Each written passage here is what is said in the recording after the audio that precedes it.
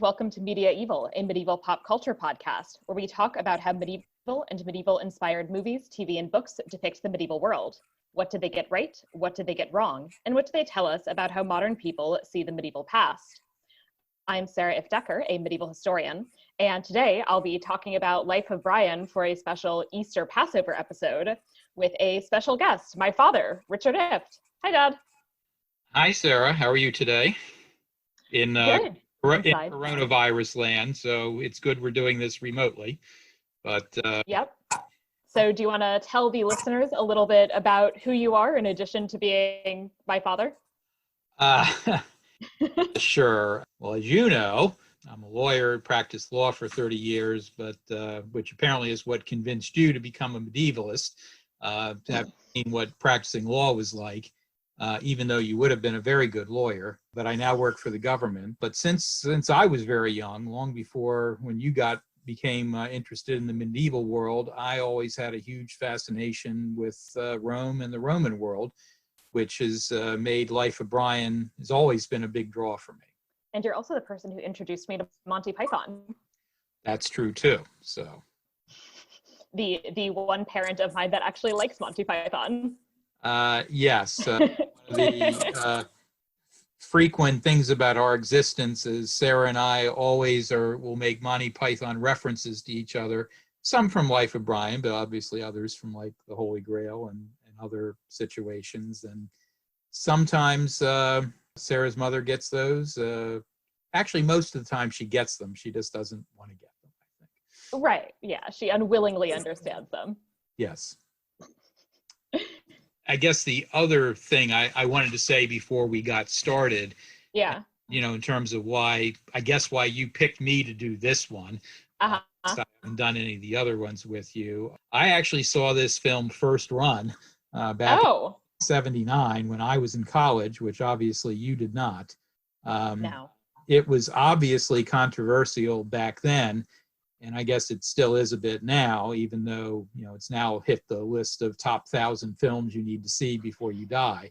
I thought back then and still think today that it's simply an absolutely brilliant mix of a film that really makes absolutely no fun of Jesus, which we'll, I'm sure, talk about later on, who is treated quite respectfully in his only brief cameo in the movie. But it makes a whole lot of fun of those who follow him and organize in general, meaning it still, I think, has a lot to say for our time. And thus it means, in fact, it's one of the 3 movies that I actually keep on my iPad at all times. So that's why I'm glad I'm here today. It's actually one of the 6 movies that I own on DVD. All right. Life of Brian came out in 1979. I obviously did not see it first run, but it's your standard Monty Python, written by Graham Chapman, John Cleese, Terry Gilliam, Eric Idle, Terry Jones, and Michael Palin. We are, of course, recording this, I guess not that shortly anymore, but shortly-ish after Terry Jones's death. Yes, and Terry Jones, and that's a good thing to note. Yes, he did just unfortunately pass away within a month or two, I guess, and he directed the movie as well. Right. Yeah. So, and he is a real historian. He's actually a medievalist. And so he's clearly somebody who has an interest in history, which is very much visible in this as well as in Holy Grail. And stars Graham Chapman as Brian and Biggest Dickus, John Cleese as assorted roles, including Reg, High Priest, and the Centurion. Terry Gilliam is a couple of individuals. He's the Blessed Are the Greek guy. He's one of the jail guards. Eric Idle as Stan/Loretta and the Haggler. Terry Jones is also Brian's mother. Michael Palin as Mr. Big Nose, the ex-leper and Pontius Pilate. And Sue Jones-Davis as, apparently her name is Judith Iscariot, which is very funny. Yes. Which I actually had not known. No, I did not know it either until I saw your notes on it. So that was an interesting choice. So yeah, so that's a good little joke in there. How many Romans? For our first main section, the enumeratio or recap, I'll give just a brief orienting recap and then we'll chat through the plot, and this will be fun because we've both seen this movie like 40 times, at least. Right. So just for the brief orientation, Brian begins his life by being mistaken for the infant Jesus. After listening to the Sermon on the Mount, he is intrigued by a group of anti-Roman separatists, particularly a woman named Judith. He joins the group, the People's Front of Judea, and becomes embroiled in their plots, from the successful painting of the slogan "Romans go home" to the abortive kidnapping of Pilate's wife. After being captured by Pilate and escaping, he unwittingly attracts a following while disguised as a charismatic preacher and is chased by masses believing him to be the Messiah.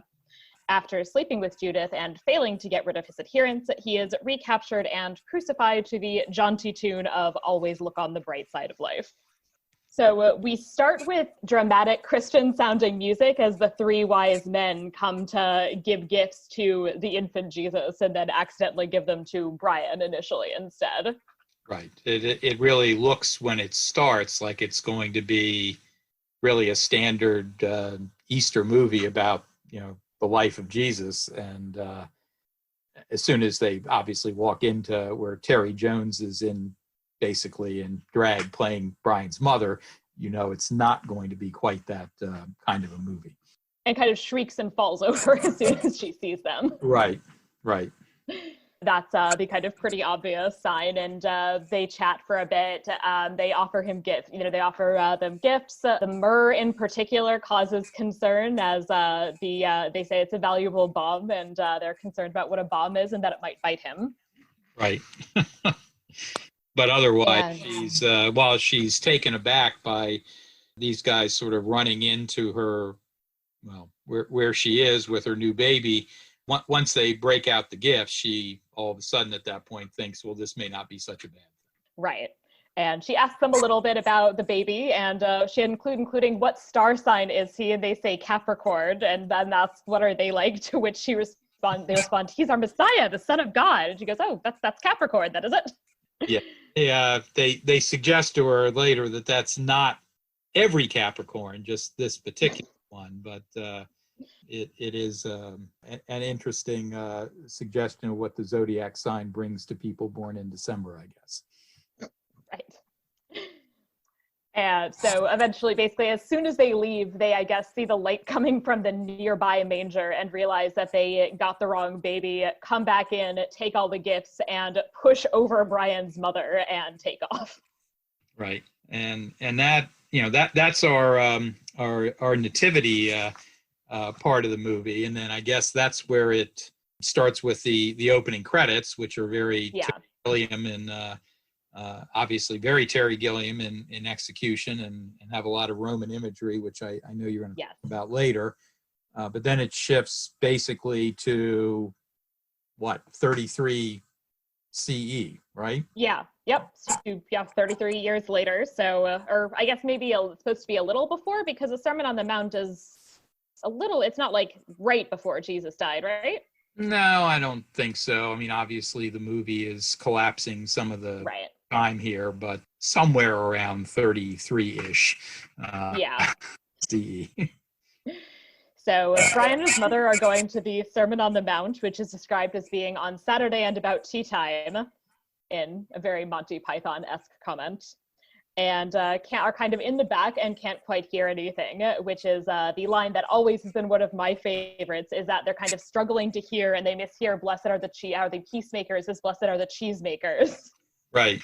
And, with the then trying to interpret that strange admonition from Jesus with the, no, it's it refers to any manufacturer of dairy products, which not probably what was meant, but it starts you out pretty quickly on what the movie is going to do a lot of, which is sort of go off not on Jesus per se, but on people who are in the Jesus business, let's put it that way.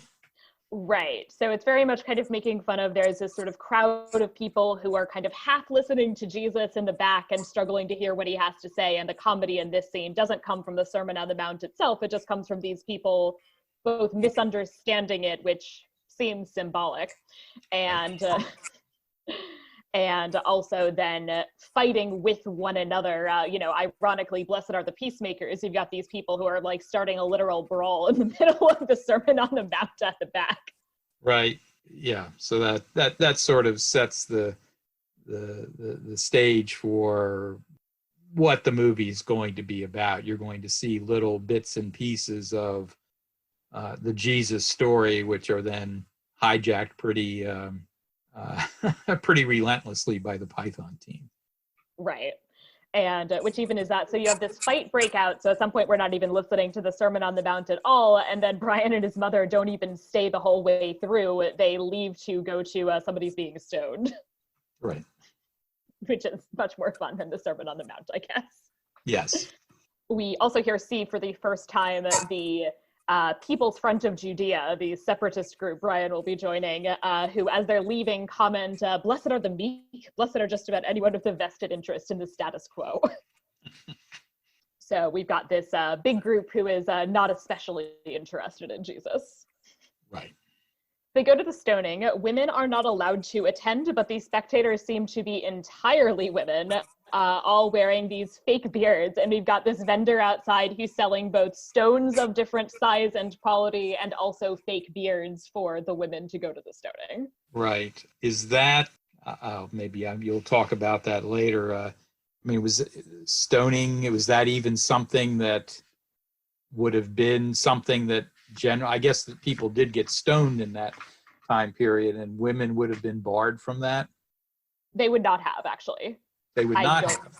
No, I don't know where they got that. I was spending actually a decent amount of time looking it up, and I looked up some stuff in the Bible, I looked up some stuff in the Mishnah, and their people would have been stoned for blasphemy, although it didn't happen very often. And the standard of proof in this particular case, I don't really see how it could have been there.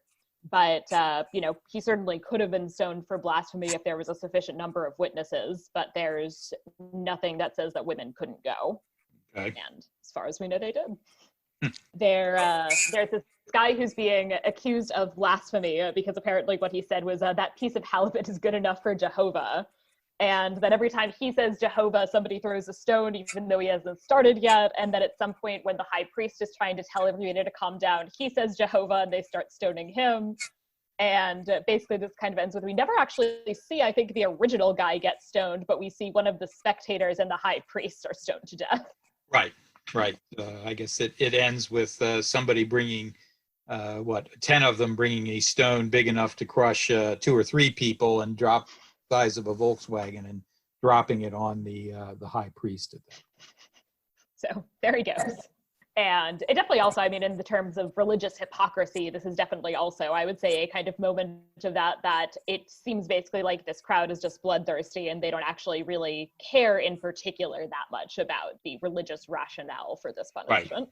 Right. It's a blood sport punishment that they're all enjoying, and religion really is a tool to enjoy it, but has nothing to do with it. So. Right. They head home, at which point Brian meets an ex-leper seeking alms. And at some point he stops them and says, "Ex-leper? What do you mean ex-leper?" And this is one of our other brief appearances of Jesus, is that this is somebody who apparently was cured by Jesus. And basically that means that, one minute he's a leper with a trade and now his livelihood is gone.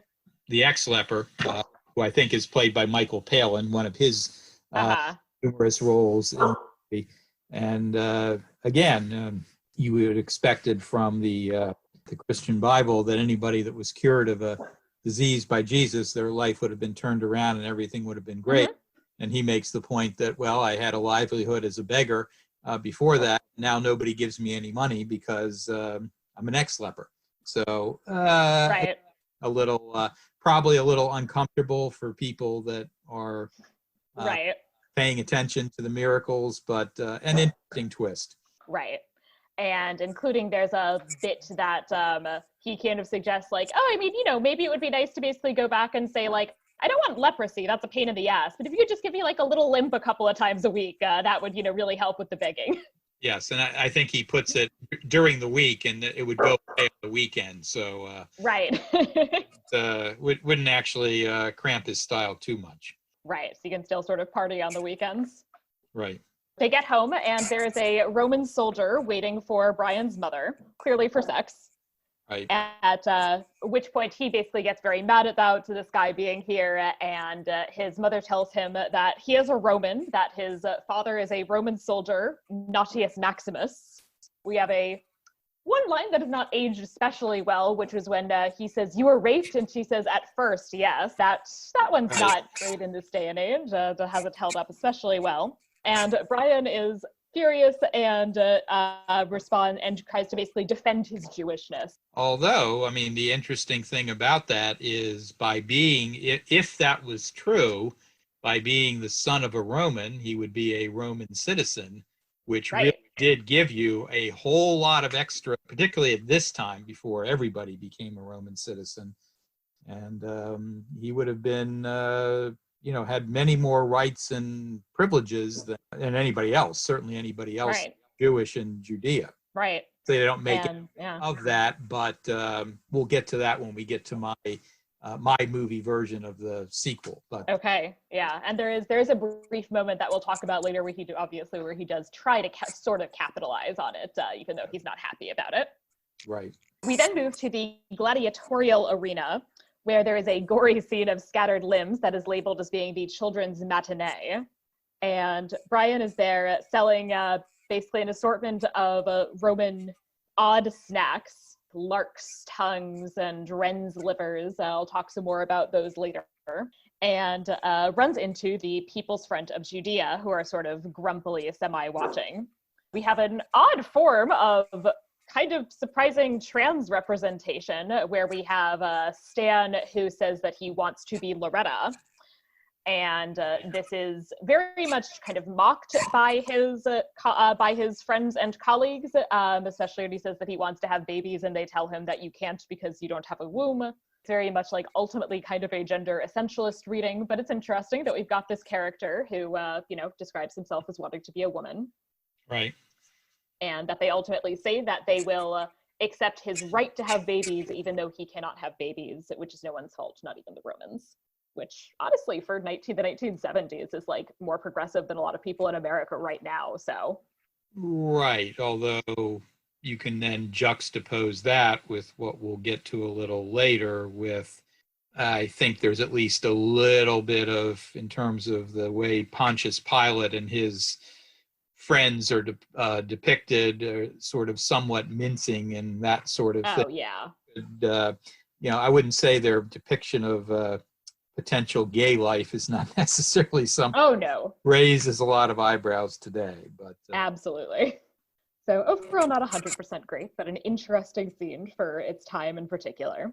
He goes over and first actually he asks them if they are the Judean People's Front, to which they immediately just say fuck off because they're the People's Front of Judea.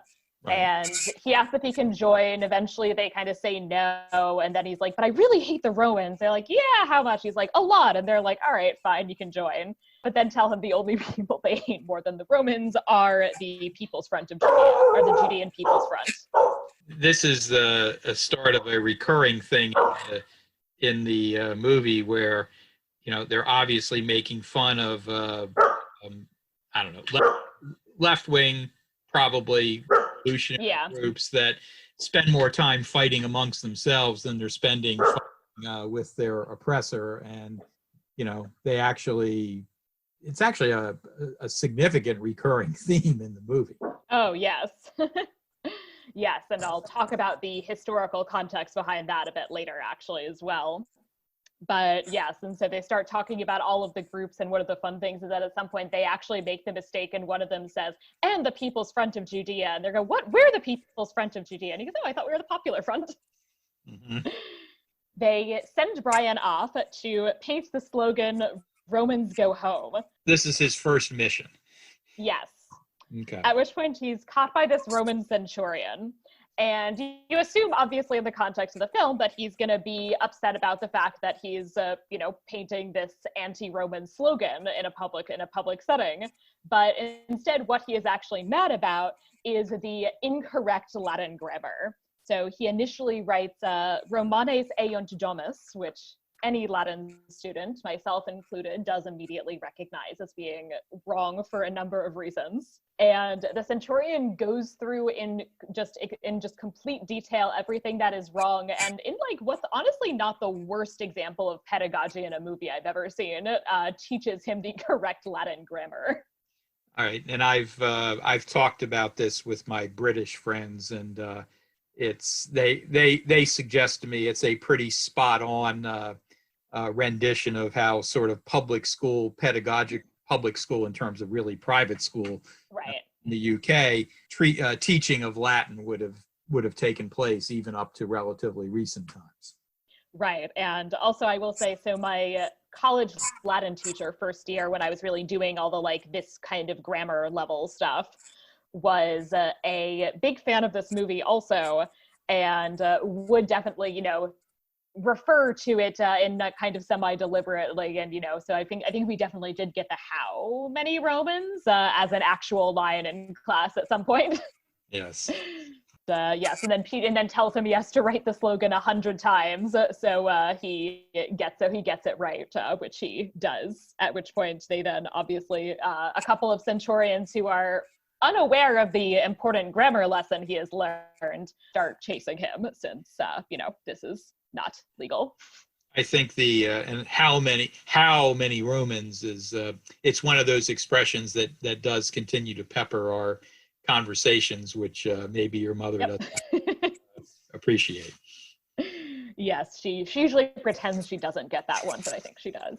Then back at the People's Front of Judea headquarters, we've got another scene, which is also one of the ones that I would say peppers our conversations pretty frequently, which as he arrives, they are talking and discuss the question of what have the Romans ever done for us? Reg, the leader, begins by saying, you know, what have the Romans ever done for us? And, you know, obviously, you know, it's supposed to be a rhetorical question, and then everybody kind of pops up and says, oh, you know, is that the aqueducts? Right. They then go through the laundry list of all the things that Romans would typically do when they came into an area and conquered it.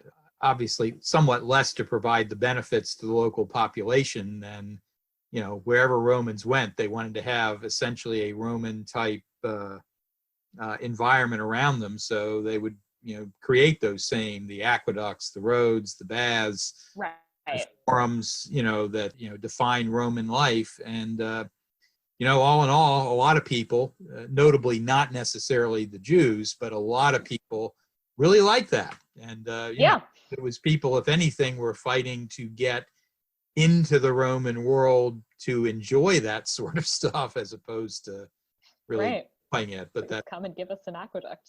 Yes, that's a couple centuries beyond this particular time. Right.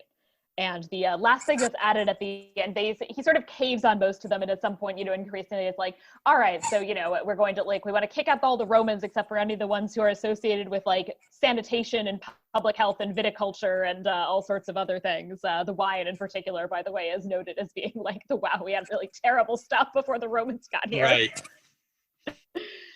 Then finally somebody brings up a peace, to which Reg goes, peace? Fuck off. Or shut up. So peace is dismissed as being not important, which I think is an interesting choice. It is. Since, of course, I think, you know, the Romans are very into the idea that they bring peace, but their idea of bringing peace is essentially, well, if we conquer everything, then there will be peace. So it's, you know, something of a irony there. So Brian comes back and joins in. They're all very excited about the slogan. And he joins a group that's planning to capture Pontius Pilate's wife and issue demands. For his second mission. So.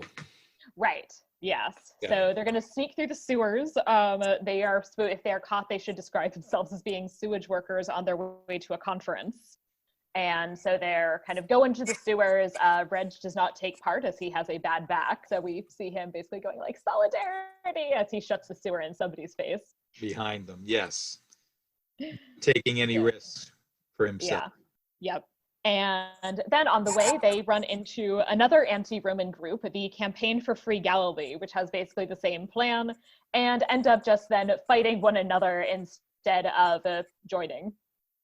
And I'm not really, and there's a little, I mean, one of the things with Python, and particularly for Americans, is it is very British comedy, and we don't really get everything. I'm pretty sure that the accent of the person leading the, whatever is it, the campaign for Free Galilee is Welsh. So I think there's a little of that going on, that, you've got the different, groups within the UK. Right. As part of the various separatist groups. So, that's a thing going on here. Interesting. They start fighting with one another. Brian, kind of yells out, like, we shouldn't be fighting with each other. We should be struggling against our common enemy. And they stop and they go, right, the Judean People's Front. At which point he goes, no, the Romans. And they're like, oh. And then they just go back to fighting and they all kill each other. Right. And I think it's one of these scenes, and there's a variety of these scenes where, Romans at some point come on and observe this kind of thing. They just start rolling their eyes like, these people will never get rid of us because they hate each other much more than they hate us. Right. Which, is sort of a real problem. Brian is captured as the only person left standing and thrown into the dungeon. Initially, there's this eccentric gentleman there who's been hanging literally on the wall for a while, and describes him as "you lucky bastard" because they've spit in his face. Right, and he's the guy that's been hung up by his wrists for 10 years, and he's thinks Brian is, it's sort of silly, but I think that's John Cleese playing that part. He's gives him an opportunity to sort of rant and rave, and it's fun. It's a fun scene. Doesn't really add anything, but it's a fun scene. Yeah, he then goes to see, or is taken to see Pontius Pilate, and as you were saying earlier, he is definitely portrayed in this kind of mincing, effeminate way. Also, worth noting that the main plot line surrounding him is mocking a speech impediment. Yes. Which also has not aged too well as a joke. It hasn't, but it remains an incredibly funny scene, and not for that really, as opposed to the names, the Roman names, and the which we can still laugh at because you put a U.S. on the end of anything, and then you can have a fun time with it. It sounds Latin. This is fake pig Latin, I guess. So right. Yeah, so that's where it goes. Is so basically Brian at this point does basically try to get out of this by saying, no, I'm Roman. My father was a Roman. Nautius Maximus. Nautius Maximus. And they all start laughing. All the centurions start laughing. They say, oh, it's a joke name. There's no real centurion named Nautius Maximus.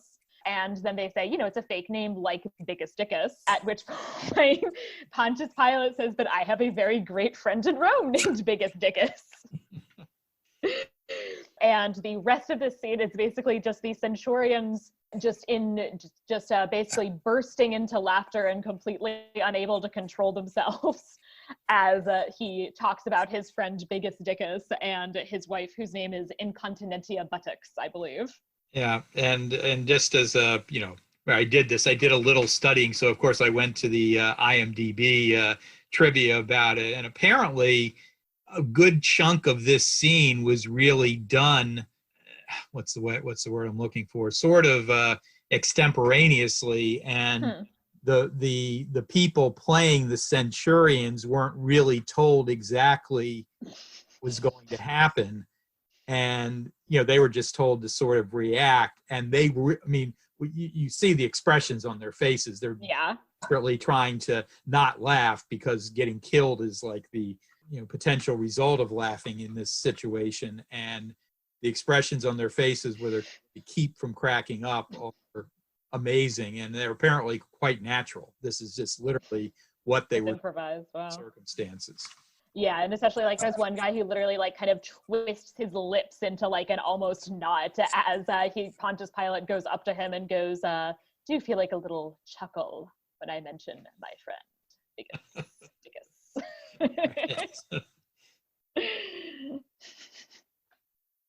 So Brian takes advantage of all of this to sneak off. He is in what is like a very bizarre Monty Python style scene, is this kind of absurdism, is captured by aliens, and then the ship like crash lands, leaving him basically where he started. Although, I mean, I agree, this is very Terry Gilliam-esque in a big way. Yeah. However, it is also a classic Deus Ex Machina moment where they need to get Brian out. Not that they put him going to the top of the tower, so it's not, they've done it themselves, but it's, this is something that you did see in classical. I mean, we still use the term today. It's essentially a plot device where, the gods come down to, swoop in and something to fix it. And that's essentially when the alien ship coming in is doing. So, it looks very Python-esque, but, all these guys were also, British learning Latin growing up. So this is, this is what they knew. And of course, there's films that do that in a less self-aware way that they're mocking, presumably. So he crash lands and then, takes off. He also, this is the don't you want to haggle scene where he tries to buy a fake beard as a disguise and attempts to just pay full price for it. At which point, the guy says, don't you want to haggle? And of course, there's many places in the world today where that still is the way you have to buy something. Certainly a rug in Istanbul, but right. I think we used that a couple of times when dealing with rug buying in Istanbul. Right. So he basically pressures him into haggling. At some point he ends up getting both the beard and a free gourd and then running off and reaches headquarters. They are reading off the list of the dead. And before they get to Brian, it's this kind of starts with sort of biblical names. So it's Daniel, Joshua, Job, and then Judges. Right. So Brian kind of bursts in. They are concerned about the fact that he's led the Romans to them, which he of course has. They arrive and are searching. Basically, all of them kind of like throw sheets over their heads and stand in corners. Brian goes out onto the balcony. The centurion is also chatting with the old man, who's the one who's the kind of like manages the hideout, I guess, and talking to him about the penalty, which is crucifixion, to which one he says, crucifixion's not so bad. At least it gets you out in the open air. Right. And I think this is one of the other things that people consider to be somewhat blasphemous, that you have this guy being like, crucifixion's not that bad. And I think this is probably where it started being uncomfortable for people that were trying to reading into it that it's an attack on Christianity. Attack on Jesus. It certainly wasn't that. It might have been on Christianity. Right. So Brian is hiding out on the balcony, and there's this kind of row of apocalyptic preachers. And he is, and basically finally he kind of falls off the balcony and knocks one of them over and then poses as one of them in order to basically, so the Romans won't notice him, and kind of starts talking. He's initially not doing a great job. He tries to do this parable about birds, and they just start asking him what he has against birds and why he's worried that the birds don't have jobs. And then basically starts spouting like pretty much nonsense, and but then trails off at the end, basically because he sees the soldiers leaving. Although some of what he's saying is a little bit of a parody, and not a attack parody, but the lilies of the field and the sparrows, and it is the kind of things that you see Jesus saying. So it's obviously it doesn't get very well developed. He's really doing this to avoid the Romans and, pretend he's make them not notice him. But that's another thing religious people looking at this would say, wait a minute. Right. And some of the stuff at the end is almost sort of like Bible Mad Libs. Like they took a kind of couple of verses from the Bible and then cut out some of the nouns and switched them with kind of random nouns. Yes. And the other thing that clearly is, I think, mocking religious people is that he sort of trails off, and then all of a sudden all of these people are like, ooh, what do you have to say? Is it the secret of eternal life? And then start, basically chasing him because all of a sudden they need to hear what he has to say. Right. This is where we shift from, to the extent anybody had a problem with what Brian was doing at this point, the movie going forward is really shifting upon now what are his followers like, and that's the point. is deadly satirical and Yes. really probably led people objecting to it more because they didn't like the portrayal of themselves than the portrayal of Jesus. Right. So there's this initial just kind of like fervor. They're kind of grabbing things. He's given his gourd to some beggar who was next to him. And, somebody then grabs the gourd and says, follow the gourd, the holy gourd of Jerusalem. His shoe falls off. And then they start this whole debate about what the sign of the shoe means. And then also whether they should follow the shoe or the gourd. So it's also definitely a kind of mocking of the fact that, Christianity kind of broke down into a variety of different interpretations relatively quickly. Right. And worshiping objects to boot. Right. Right. So, and, very much, this is very much a kind of indication already of the cult of relics, which becomes, quite a big deal. And, these would be solid contact relics. We just saw St. Francis's shoe. That's right. It's sitting in the cathedral in Assisi, St. Francis's 700-year-old sweaty sandal. He is running from these people, and then to hide, jumps into a hole, which has this old man in it. And so as he jumps and lands on this guy's foot, the guy yelps and then says, like, oh God, oh damn, I've inadvertently, broken my vow of silence that I've had for, I think it's 40 years. Now, is this kind of hermit type guy something that you would have seen in Judea at this time? I mean, obviously, I think you see it in, Christian monks at some point at a later time period. So I'm not sure what this is, or it's a mishmash possibly, which is also it's something of a mishmash. There's definitely people would have taken various kinds of vows that they then, could have followed, and potentially some of them did so in isolation. The fact that he also clearly hasn't cut his hair in ever, in also about 40 years, is kind of akin to the Nazarites, that's one of the things that they're supposed to do, is not cut their hair. Okay. So it's clearly a kind of mishmash of things, but, it's sort of referencing that kind of vow culture, as well as the kind of slightly later emphasis on hermits, which is a big Christian thing. The people find him basically because this guy, now that he's finally allowed to talk, won't shut up and is leaping around and singing. And they run over and proclaim Brian the Messiah, to which point he says, no, he's not. Somebody says, I say you are, and I should know I've followed a few. Right. So very much making fun of the gullibility of some of these people and their kind of willingness to believe basically anything. Right. And also he says, I'm not, and then somebody says, only the true Messiah would deny his divinity, and then he says, fine, I am. They go, he agrees, he's the Messiah. Right. It's very well done, and it's the depiction of the crowd. It's hard not to laugh at it, although I think anybody thinking about it, is saying, this is the congregation. Right. And Right. very much also, along the lines of religious people, maybe, certain religious people at least, not to recognize or not wanting to recognize this as a unflattering portrait of themselves, that there is very much this way in which they are, to some extent, willfully misunderstanding him, in a way that you could certainly argue that there are people who willfully misunderstand the words of their own sacred texts. Yes. The old, at some point, they say, like, we're hungry, we can't eat, and he's like, oh, there's some juniper bushes over there, and they go and take the juniper bushes, and, the old guy is upset because they're stealing his juniper bushes.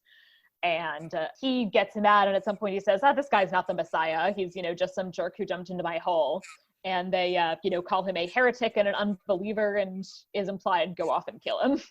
Yeah, and that's pretty much an attack on what Christianity became, certainly once it became the majority religion. So. Right. Judith has witnessed the whole thing, and they go off together. It skips forward to after they've had sex. And I forgot that there's male full frontal nudity, which is not that common, especially in the 70s. It's not that common. And the other thing that I saw, which is an interesting tidbit, apparently, and in a moment of realism, Terry Jones, apparently Graham Chapman, who's playing Brian, wasn't circumcised, and was very obvious in when they did the first shots in it. And apparently they faked circumcision with the creative use of a rubber band. Now, as you look at it, it does appear more realistic as to what one seen in first century Judea, but the aid of an elastic band. There actually were, I know, things that people used at the time and a little bit earlier. There were ways to like hide your circumcision through like some creative pulling. Yeah, same thing except in reverse. So right, that apparently some Jews would do during the Greek period when competing in like Greek naked wrestling, because the Greeks would make fun of their circumcision. He opens the window entirely naked and greets a crowd that appears to be, half of Jerusalem, and shuts the window immediately. His mother then comes up and is not happy about the situation. She's also not happy when she sees Judith, who, by the way, she at some point refers to as a Welsh tart, and she is in fact Welsh, right. The actress in real life. Yes. So she goes out and speaks to the people and tells them that he is not the Messiah. He's a very naughty boy, but eventually lets them speak to him for a minute. And again, very much, this is a big mockery of Christians or perhaps religious people in general. They speak to him in perfect unison. And he keeps trying to tell them, you don't need to follow me, you don't need to follow anyone, you're all individuals, we're all different, at which point the entire crowd in perfect unison goes, yes, we are all individuals, we are all different. Right, in perfect lockstep in chanting. And apparently there were like 2,000 people in this scene. Like actual people? Yeah. They had a huge number of people. I mean, extras, of course, but they had a ton of people out there. So it is, when you open the window, it's actually a very dramatic scene when and he's naked. And then, as you say, half of Jerusalem looks like it's sitting outside his doorstep. Right. So he tries to, so he's basically still kind of trying to get rid of them unsuccessfully. He eventually, his mother says it's been 1 minute and he goes back inside. It's also perfect lockstep, including even the tone when she says, when they say, that's not a minute, and she goes, yes, it was. And they go, oh, no, it wasn't. And that's actually pretty impressive, to be honest, in terms of like how perfect the unison is. Yes. They also ask her if she's a virgin, if it's not a personal question. Yeah, that's probably another one of those lines that will offend any number of people. Yes. This, if they have their thoughts about the virgin birth are. So. Right. To which she says, not a personal question. Of course it's a personal question. Kind of goes back inside and they go, yeah, she's definitely a virgin. She wouldn't answer it. She's definitely a virgin. Which, of course, also, I mean, again, like we know very clearly in the context of the movie for any number of reasons that she very much is not. So right. Brian goes back inside. Judith is trying to convince him to be a leader. The People's Front of Judea has shown up and is trying to like divide people and, say like, all right, those possessed by demons go over there and people with the babies to be kissed go over there for now.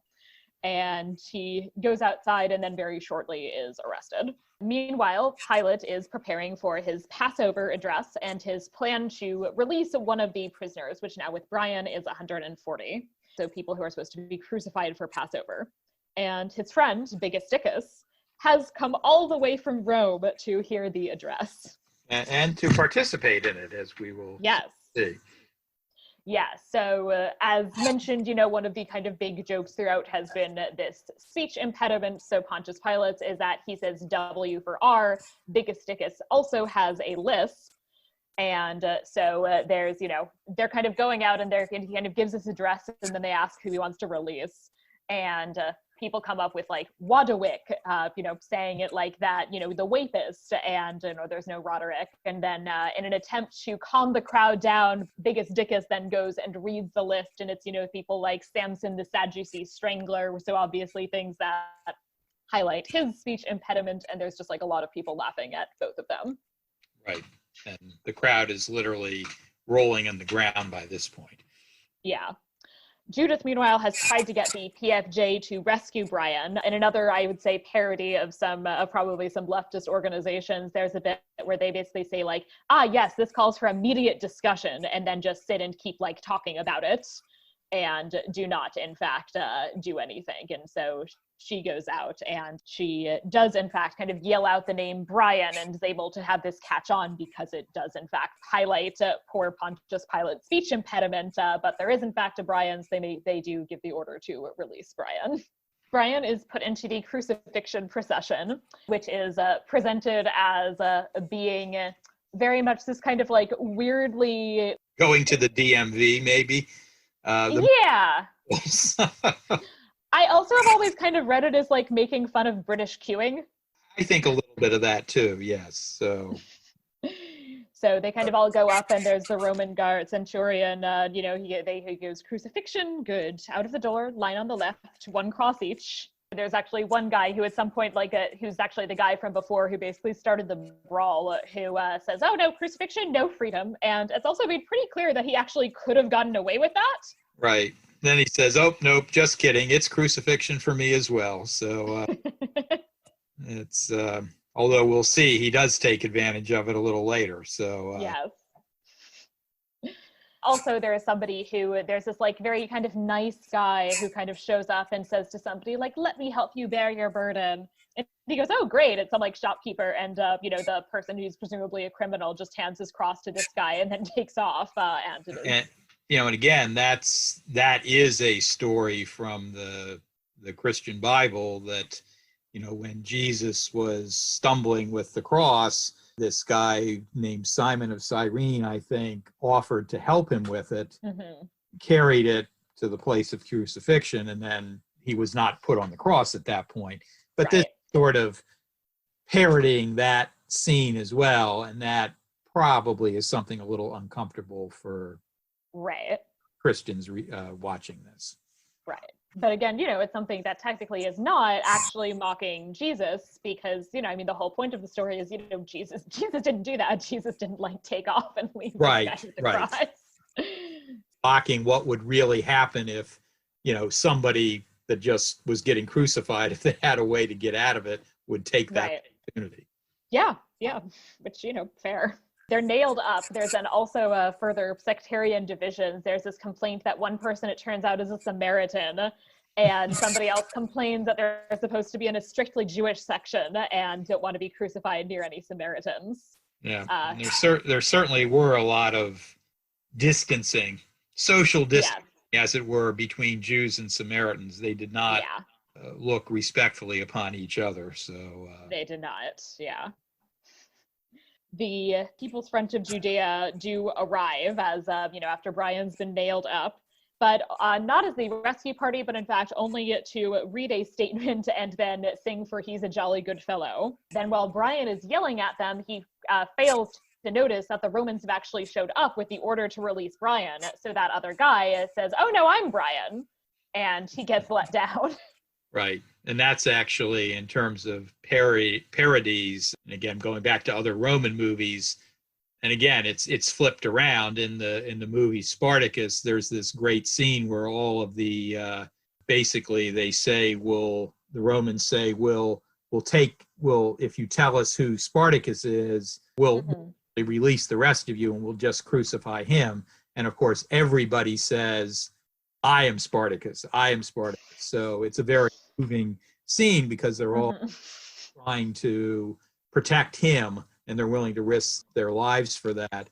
Whereas here, again, it's totally flipped. Once they realize somebody named Brian can get off, they're saying, oh, I'm Brian. No, I'm Brian. Including the I'm Brian and so's my wife. Yes. The Judean People's Front, who have been mentioned throughout but not yet seen, I believe, also arrive and commit mass suicide, ending at the end by saying, that'll show him.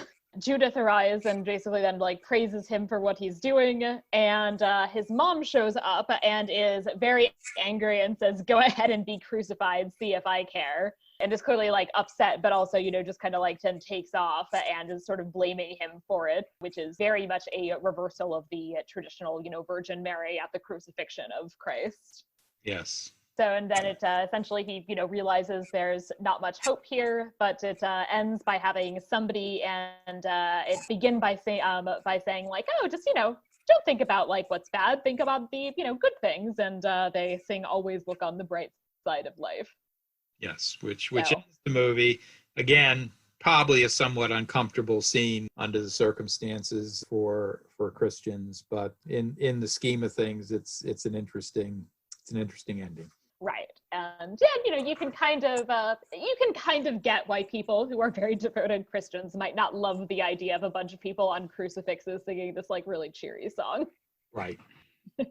How many Romans? For the next section, vera et falso, or true and false, I take a little time to talk about basically things the movie got right and wrong. So there's a few things that I'm saving for the next section where I kind of go into a historical phenomenon in more detail, but I'll mention a couple of little things now. First, I do want to comment that the discussion of astrology at the beginning, while obviously couched in somewhat modern terms, is not entirely out of place, since the zodiac is, a Greek thing and also very popular among the Romans, and including even in Judea, that there's actually even semi-heretical, from a Jewish perspective, to be honest, zodiac mosaics from a little after this period, but right. Still. And this really was the Greek part of the Roman world, since right. Prior to the Romans conquering it, it was really Greek. I mean, Alexander the Great, basically this was a Greek area from Alexander the Great on, and that culture was basically very ingrained by this point. I mean, it had been Right. hundreds of years already. Right, which is relatedly, so the in terms of other things they got right, the Latin grammar itself is perfect. But the other thing related to that is that it also makes sense that Brian's Latin is not good. Right. That for the vast majority of people in Judea, including relatively well-educated people, their languages would be, basically their kind of main vernacular would have been Aramaic, and then slightly better educated people would have known Greek, and then some people would have also known Hebrew, depending on the kind of flavor of your education. Although I'll add in, I'll defer to you on the Latin grammar being perfect. I'm sure you're right. And I think I've seen that elsewhere. The Latin lettering is not right, because they use the U, the modern U, of the Roman U, which actually looks like a V. And, I guess the modern U, and I think they sort of just thought maybe they just felt people wouldn't understand right looking at it that way. But the modern, that U that they use in the movie didn't come in, I think, until the 1500s or 1400s, something like that. Right. I mean, actually, in a lot of the things that I read, like U's, V's, M's, and N's are actually all indistinguishable, which is fun. But but that's definitely, the lettering is not correct. But but the Latin actually is, and including even like the explanations of the grammar are correct. It does make sense that like Latin is basically the like fourth language that anyone in Judea would have bothered to really try to learn. So it makes sense that his Latin is pretty mediocre. In fact, even Josephus, who is very much, Romanized and eventually ends up, moving to Rome with a pension from the emperor, he's not writing in Latin, he's writing in Greek. Okay. I also wanted to note there's a kind of brief shot here where you see kind of Roman images being brought into Jerusalem, and there's kind of like some statue of a Roman emperor. And I do want to note that actually that is one of the things that Pontius Pilate apparently got into trouble for and was fighting with some of the Jews about, is that he tried to put up imperial standards with an image of Caesar on it, and basically everybody kind of protested, and he sort of gave up and got rid of them. Right. So that's a reference at least to something. Then there's a couple of things that I would say there's sort of bits that are kind of right and bits that are wrong. The first is that there's this imagery in the credits, which is very pan-Roman, and therefore it does include a lot of items that do not actually exist at this time. So it's basically just Roman stuff. Triumphal arches, fine. There's, I'm pretty sure, a statue of Augustus. Yeah, I think so. Although there would have been a statue. I mean, Augustus, that one's fine. That was fine. The big thing that is much later is that the most prominent image is that there's this head which keeps kind of running into things and knocking them over, and that head is the head of Constantine from this monumental statue that, the actual head is way taller than I am. Yeah. That And opening sequence also has, in terms of the arches, the arch that they seem to use, and it's used as a credit device, where anything keeps going and going and going with different credits written on it. But it seems to be the Arch of Constantine, which is also from that same 4th century CE period. So, right. And again, I'll skip forward since I don't think we didn't talk about this, but one thing I noted that I think was true, and this is outside the credits, but when they're in the Pilate's palace, you see and you're in there a couple times in the movie, there's frescoes on the walls, and they're clearly based on the Via of the Mysteries in Pompeii, which, they were certainly on the walls before 79 CE when the eruption took place. I'm not sure how long they were there before then, but that's too far off in terms of the time period. And that kind of, Roman, I mean, you wouldn't probably have seen, erotic frescoes on the wall of the palace where the governor was in the main room, but at least it's a time correct artistic device. Yeah, so it stylistically at least certainly works. We have the reference to the gladiatorial games in Jerusalem, which is also a little bit off in terms of the timing. So Herod did institute Roman-style gladiatorial games and built an amphitheater kind of on the outskirts of the city. And basically, most people in Jerusalem, or the locals in Jerusalem, really hated it, which you do actually kind of get some sense of in the movie, in that there's like 10 people in this huge amphitheater. Right. The People's Front of Judea are clearly just kind of using it as a meeting spot. So that actually does kind of track, but in reality, they seem to have basically given up on Jerusalem as a location for gladiatorial games because there was so much negative sentiment against it. And so Herod's grandson, Agrippa, was a big fan of the games, but kind of very overtly kept them out of Jerusalem at this point. So having them in Jerusalem probably doesn't follow, but the fact that, they're there, but nobody locally seems to be fond of them does work. Sort of reminiscent of like bullfights in Catalonia. Right, yes. Which have now been outlawed. Then there are the Roman imperialist tidbits, as Reg calls them, that Brian is selling. So it mentions larks' tongues, otters' noses, ocelot spleens, wrens' livers, and badgers' spleens, among others. So these are mostly not specifically Roman food items, and ocelot in particular are native to the Americas, so that's probably not a very likely one. But I do want to note that the Romans did, it seems, have street food. Based on archaeological evidence, there seems to be kind of things that have been identified as basically street food stalls. And so that's kind of similar in some ways. And also, while not necessarily these particular things, the Romans were very fond of organ meats and of the consumption of animals that we might today consider unusual. And so, in fact, Apicius's De Re Coquinaria has a recipe for stuffed dormouse. Yeah, and I mean, we've obviously known about this from the texts. And one thing I actually saw, over the holidays, we saw a Pompeii exhibit. And in the exhibit, so this has been confirmed by the archaeology, there was a jar that was actually used for keeping and fattening up dormice, which of course were a big Roman delicacy. And the jar was constructed in a way that the dormouse could be kept in there. It had little like exercise ramps within the inside of the jar and holes to feed it and that sort of thing.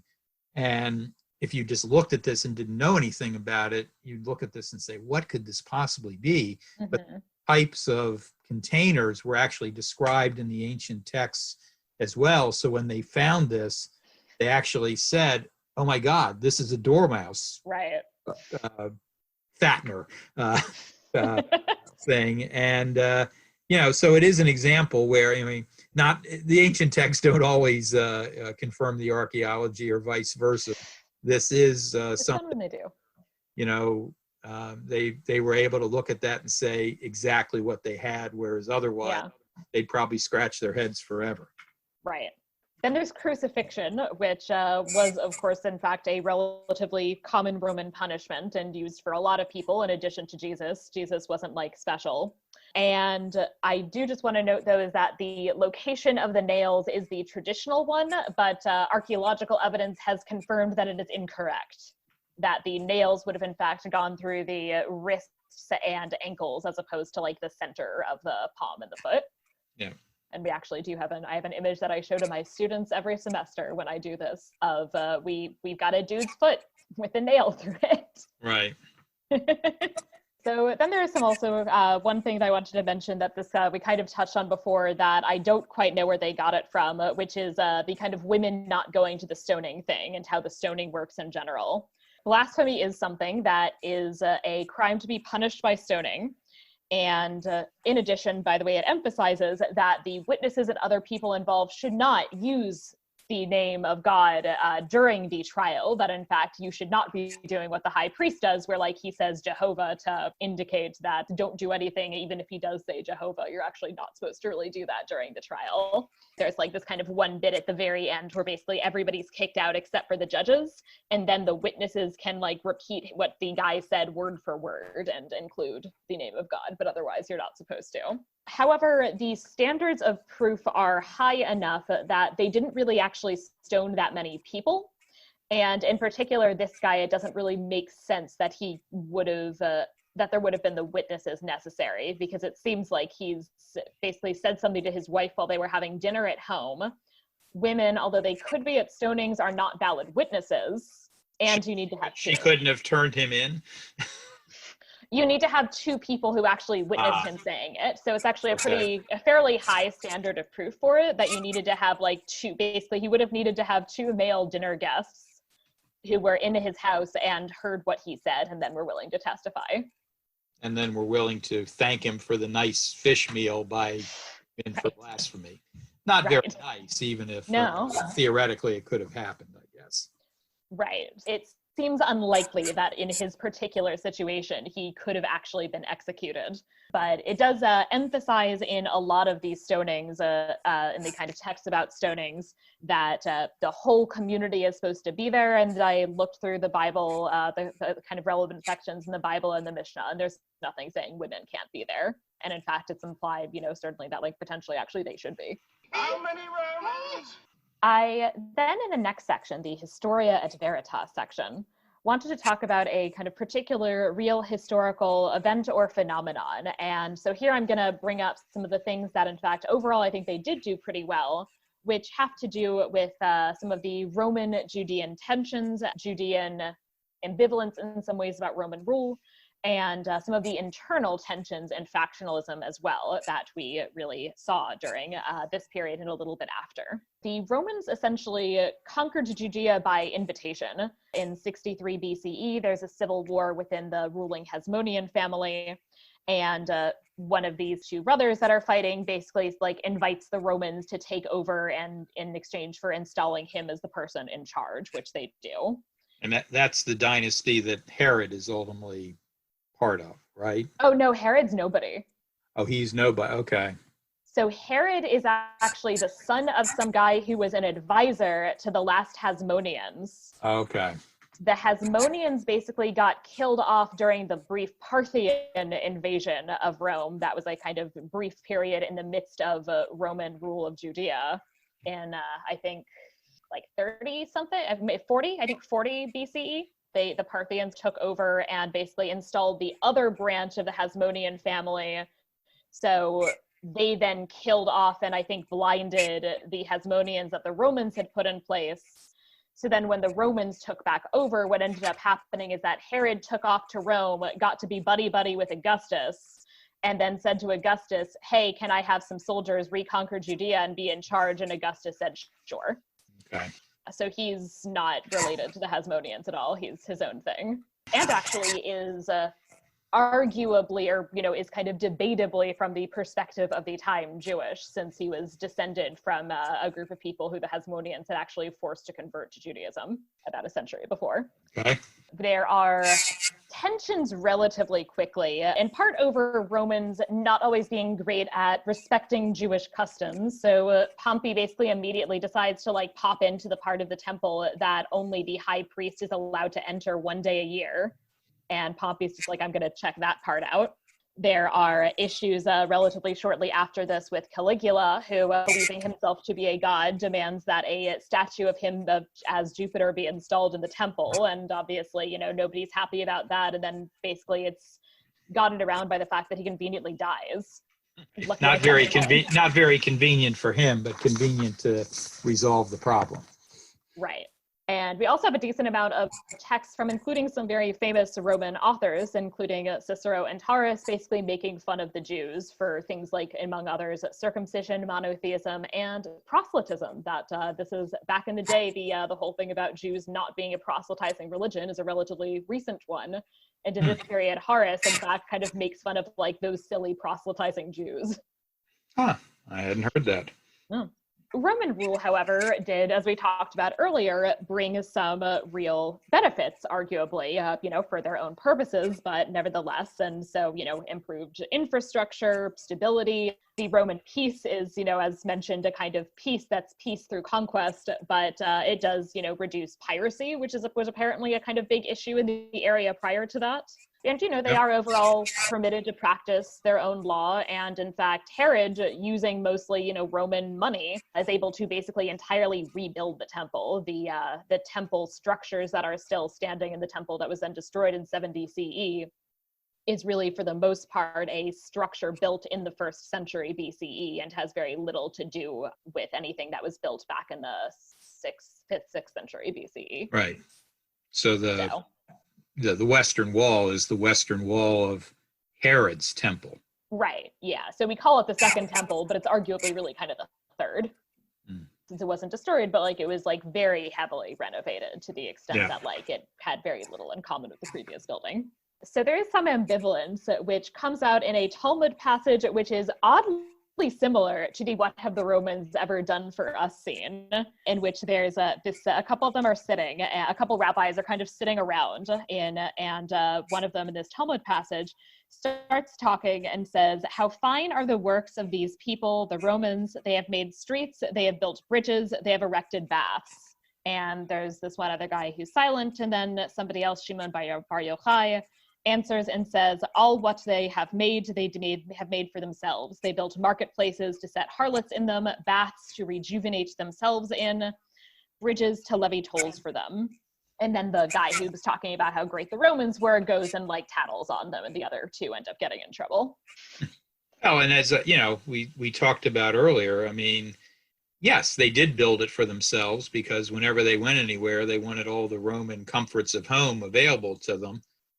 So that's certainly true, but you know that it's also true, I think, that if you wanted to avail yourselves of those things, you could. And you know, certainly the Gauls ultimately became very Romanized in Gaul, and the Britons did in the period of time the Romans were there as well. So you know, people could get used to it. The rabbis apparently didn't. So now. And the Judean issue with the Romans, it was in part also that around this time there develops this essentially belief among a few different groups that there's an inherent conflict between basically a Jewish belief in God and Roman rule, that God is king and that no Jew should submit to a human ruler who is not ruling by divine authority from a Jewish perspective. And one of the reasons that the Romans were probably not thrilled about Jesus is because messianism and the kind of interest in the Messiah in this period was pretty political in a lot of ways, and is very much kind of expressed often as this kind of battle between the light and the dark, which is very heavily indicated by which we mean, by the dark, we do mean the Romans. So that messianism is very much about the restoration of Jewish kingship. So not what the Romans want. Okay. No. Definitely. Yeah. This tension does end up breaking out into a revolt in 66 CE, and this is the revolt that does ultimately end in the destruction of the temple in 70. And one of the reasons that this revolt did not ultimately turn out particularly well is that there was constant infighting. Josephus, a turncoat who was Jewish and then sided with the Romans and got a very nice house in Rome, reports that the revolt in Jerusalem was parted into 3 factions, one faction fighting against the other. And that basically this continued until right up into the point where Titus is laying siege to Jerusalem, which he adds, whereas before the several parties in Jerusalem had been dashing against one another perpetually, the war from outside, which had now suddenly come upon them in a violent manner, but the first stop to their contentions against one another. So basically that the Judean rebels spent more time fighting one another than they did fighting the Romans. Well, and certainly not, well, that's certainly historically true. And I think the Pythons were certainly looking at, this certainly isn't a unique phenomenon in first century Judea. It happens anytime your groups are combating a foreign power, essentially. Right. I mean, if you read Orwell's Homage to Catalonia, it makes pretty clear that that's one of the reasons for the failure of the Spanish fight against the fascists. Is very similar. Yep. Yeah. So I would say overall, I mean, this is a movie that I think does a pretty good job of displaying some of the aspects of both internal conflict and Judean Roman conflict. So essentially some of the kind of atmosphere. And I actually have shown the what have the Romans ever done for us scene to my class on a number of occasions, to my Jewish history class. I'm happy to hear that. How many Romans? For our next section, the Fabula Nostra, or Our Story, we can each come up with an alternative movie inspired by this one. Dad, do you want to go first? I'm happy to go first. Okay, what I've thinking of it's a sequel. The idea would be Brian will be rescued from the crucifixion, which based on the movie looks like it's something relatively easy to do, actually. Right. He'll escape to Rome, and through a variety of Pythonesque adventures will actually end up as the Roman emperor, because it will turn out Nautius Maximus, the Roman centurion, who's actually his father, as we're told by Brian's mother, was actually Vespasian, who actually became the Roman emperor, power struggle following Nero's death. And in fact, was actually in Judea at the time of the Jewish revolt. So I think the timing is actually a little off, because I think Vespasian would be a little young to be Brian's father, but it's probably that far off. I think you're off by like 20, 30 years, maybe? Maybe something like that. Yeah. But in any event, I thought that would be an interesting next sequel to life, the further life of Brian. Yeah, especially also because, interestingly, one of the reasons that the revolt probably lasted as long as it did was because the Romans were a mess because of that very power struggle. Right. So, interesting. I was thinking that I'd like to have a kind of dark comedy about the Great Revolt itself, and kind of continue with the next generation of Judean rebels and the People's Front of Judea and the Judean People's Front, etc., and have something that's essentially kind of like loosely based on Josephus's Jewish War, but a kind of dark comedy about how their constant infighting leads them to basically even what the way Josephus presents it, because he's trying to basically make Titus not seem like he did anything wrong, is he basically implies that the Jews like set the temple on fire themselves and then Josephus tried to put it out. I suspect that's unlikely, but yeah, so while that's very unlikely to be what actually happened, I think it would be kind of fun for like an absurdist comedy. Oh, absolutely. Yeah. How many Romans? This then brings us to the part where we have our enumeratio, or rating of the film, based on whatever criteria you choose. Well, this one is an easy one for me, as you probably know from 30 years of experience. It's a definite 5 for me. I think the history is good, the comedy is great, the skewering of people that need to be skewered in terms of their hypocrisy and practices is, you really can't get in any other movie, I think. So definite 5 for me. I'm going to, I think, based on minor historical errors, knock it down to, I'll say a 4.5. 4.5. Okay. So still pretty good, but I can live with errors. I can live with a 4.5. I won't disinherit you for a 4.5. Fair. How many Romans? Dad, are there places where the listeners could find you on the internet? Not really, and probably not in this context. Yeah. Don't look them up. Don't Google them. If you've enjoyed this podcast, you can find us on the internet. Please subscribe in your preferred podcatcher app and rate and review on Apple Podcasts, and I will read new 5-star reviews in future episodes.